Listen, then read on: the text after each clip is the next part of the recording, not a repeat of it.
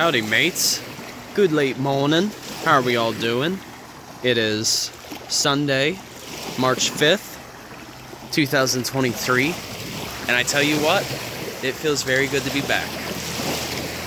I haven't made a video in over a week and a half, but that's just simply because I had a little bit of COVID. So I got sick, and I will say, yeah, it sucked being sick, but I feel at the same time it was also a blessing, just because it was a little bit of a reset, because it allowed me to get some rest, just take a break a little bit from both work and providing these form of videos that I speak of. So it was a nice little hiatus, more or less. So now I'm back fresh, as it were.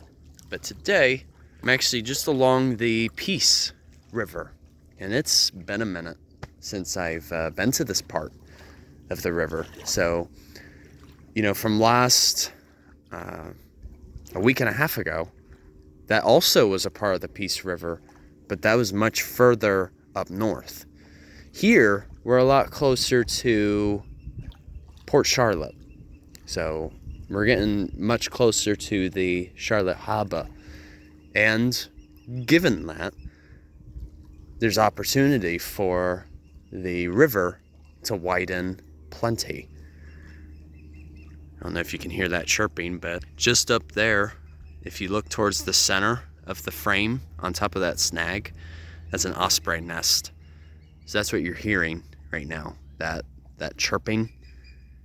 That's also known as our fish hawk, and they are indeed a year-round resident, and then not the same thing as a bald eagle, even though they look very similar.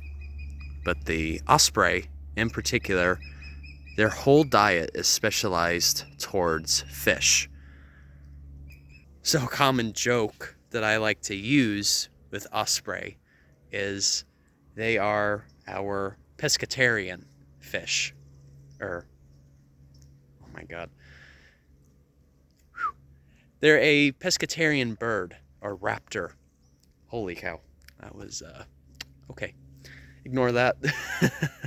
Anyway, I'm out on a little kayaking excursion, so it feels really nice to bring out the kayak again. Just never really had the opportunity, but I figured while I was also here, I'd point out these particular plants that you see in front of you. So the first one that I want to point out to you guys, with the yellow blooms, of course, this is known as Packera glabella, also known as Butterweed. And it's a very common native plant, not just in Florida, but also the Midwest as well. Quite frankly, seeing these particular plants kind of gives me a reminder of where I come from, because you could see these growing even in Ohio too. But usually they are one of the first plants to bloom. I believe, they do that so they don't have much competition before we begin having our other wildflowers blooming. Now, the thing is, this plant, you have to be careful with it, especially if you have pastures, because this particular plant, especially in the stems and leaves and the roots, it has a couple of different toxins. One of them, for example, is phencylephrine, and those particular toxins are poisonous to wildlife, and especially cattle. So that is one thing. Despite that particular nature, they are still indeed a pretty flower. And that being said, if it's toxic for livestock, that must mean it's also toxic for us, especially if it's raw. But a common characteristic of the plant is if you look at the stem right here, it kind of looks similar to a celery stalk. And you figure this plant needs a lot of water. So it actually makes plenty of sense that it is situated right next to the Peace River. So as it approaches its time for reproduction, it will kind of remind you a little bit of a dandelion. So actually, here's an example right here. So what they'll do is they'll make those seeds, you know, those white seeds right there that contain the packet. Of course, those will be dispersed by means of wind. And so that's how it's done. But another plant that I wanted to point out as well, figured while I was here,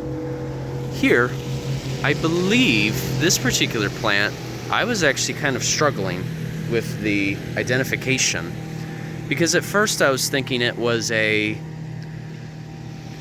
rosary pea, but it actually isn't. I don't think so, because with a rosary pea, along the stem, the leaves here that you're seeing, there's a lot more of them on a stalk, whereas this one doesn't really have that much. So I came to narrow it down a little more. I believe this is a four-leaf vetch, which does have some relation to the rosary pea, simply because both of those plants are known as legumes. So they produce beans. Now, in terms of whether it's actually edible for us, I can't really answer that question. I'll clarify, of course, in my description. But a common role that legumes play in an ecosystem is they have a capability of fixing nitrogen. So they basically extract atmospheric nitrogen and then they convert it into a form of nitrate, which is then a useful nutrient for the soil.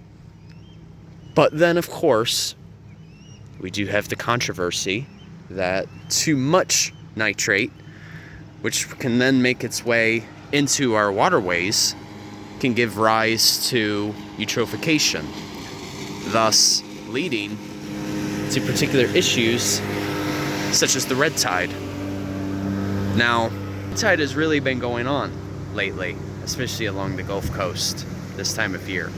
So it does give a feeling that red tide this summer is probably going to be pretty rough. So I'll eventually do a video on it that goes a bit more in depth, but for now, just stay tuned on it.